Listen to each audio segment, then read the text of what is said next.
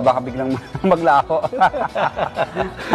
Ang bigat nito, no? Paano pinasok to rito? Ano po, ang ginamit namin dito, ano, yung backhoe. Kasi ilang tonelada rin po ito, halos magdadalawang tonelada rin ang bigat niya. Kasi mas mabigat po ito kaysa sa normal na bato. So habang ginagawa yung building nyo, yun, nilalagay na yan? Pinasok na.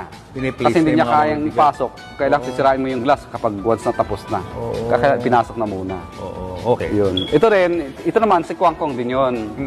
Yung Pareho lang. isang kaibigan ko rin na si Jay ang nagpagawa nito sa China at pinadala dito. So ito naman, ang version naman niya, kapareho din ng doon, kaya lang iba lang yung kulay niya. Bronze din to. Bronze. Yun, sobrang bigat din yan. Anong sinisimbolize niya? Success, wealth, at saka prosperity. Eto, dito ko na-impress.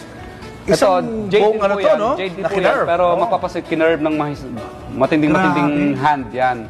Ito po ay isang taon daw mahigit na kinerve ng isang magaling na magka-carvings. So Yan isang po. buong bato to? Yes po, bato po yan. Tapos inukit-ukit niya hanggang sa Opo. magkaroon ng mga imahe. Oho. At ito, pato to, na alam mo yung jade na, alam mo yung matandang-matanda na may halong kahoy? Oo. Di ba minsan ng kahoy, nagiging parang jade din yan sa nakalauna ng napakahabang panahon. Kaya mapapansin mo, yung texture niyan, nagiging may portion na bato at kahoy. Tingnan mo naman, no? Halika, job, tingnan mo to. Paano niya na carve itong mga puno na ganito? Oo. Galing sa bato. Grabe yung Pinong-pinong detalye, pati yung pagkakagawa. tao. Kinarve yan ganyan. Isang buo yan na bato. Oo. Papaswerte din yan. Oo. Pero sabi ko, talagang swerte talaga. Dahil una, isang uri ng art kasi ito eh. Oo. Isang uri ng art. Mapapasin nyo, jade elephant din to. Kaliwa at kanan yan. Yan. So ito, ang ibig sabihin yan, success and wealth naman.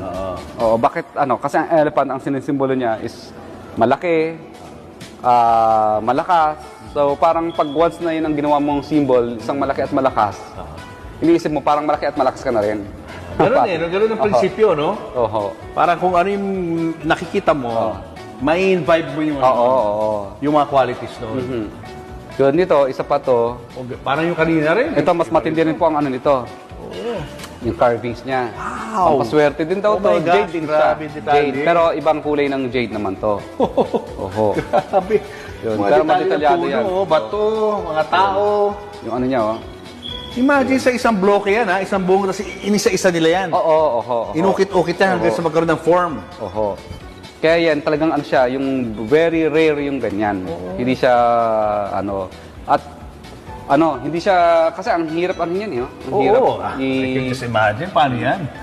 Ilang taon na gumawa nito? Ilan